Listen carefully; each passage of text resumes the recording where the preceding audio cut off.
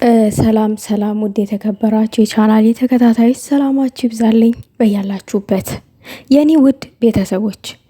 እኛ የጨረቃ ፋሚሊዎች ወይንም የብሩኬና የሃይሚዬ ወታደሮች አዲስ ህግ አውጥተናል። እኔ አዲስ ህግ አውጥቻለሁ፣ እኔ በበኩሌ ማለት ነው።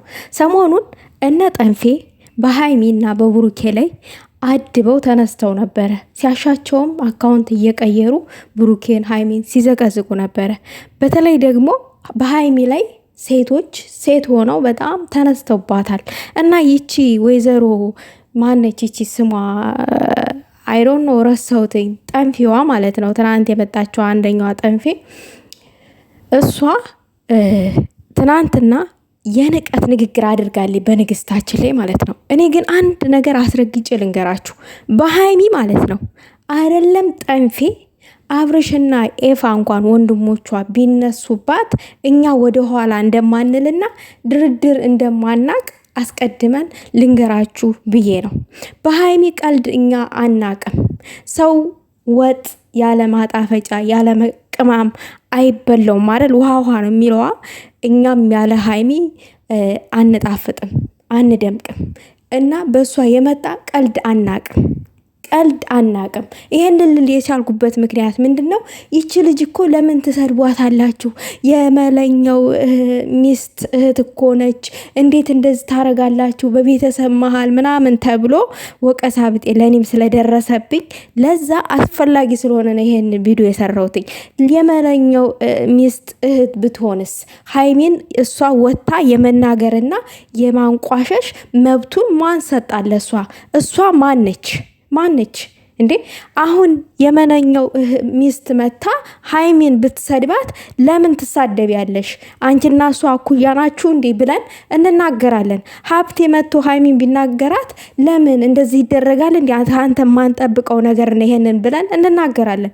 አብርሽም ሆኑ ኤፋ መጥተው ቢናገሯት ጋጥ ወጥ የሆነ ነገር አይናገሯትም እንጂ እነሱ በእህታቸው ይኮራሉ እንጂ በእህታቸው ቀልድ ድርድር አያውቁም እንጂ ማለት ነው። እና ቢናገሩ እንናገራለን፣ እኛ ዝም አንልም። በሃይሚ ቀልድ አናቅም። ምክንያቱም ሃይሚ አስባ ነው የምትራመደው። ለምታደርጋቸው ነገሮች ለእያንዳንዱ ሁሉንም በጥንቃቄ ነው የምታደርገውም ነገር ደግሞ ልክ ነው። ሰሞኑን የተደረገው ነገር ምንም ስህተት የለበትም። ስህተቱ ስለረዘመ ነው። በቃ ይሄ ፕራንኩ ቪዲዮ ስለረዘመ ብቻ ነው። ቀኑ ስለረዘመ ለብሩኬ ያው ይቅርታ መቀበል አለባት ምናምን ነገር ይቅርታው መቀበል አለባት። እዛ ጋር እሱ መጨናነቅ የለበትም በሚለው ነው እንጂ ለጠንፌ ግን 10 ቀን ብትሄድባት 10 ቀን ሙሉ ብታጨናንቃት እኔ ምንም አይመስለኝም። ለምን አደብ ትገዛለች።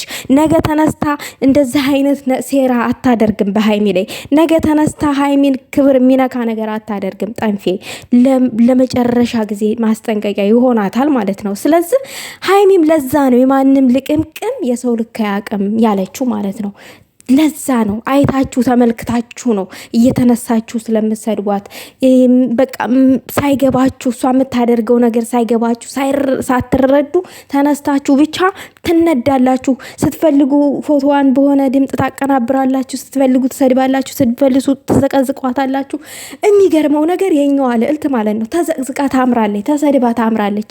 ውበቱን ደግሞ ትናንትና ድፍት ነው ያደረገባት ሃይሚዬ ማለት ነው።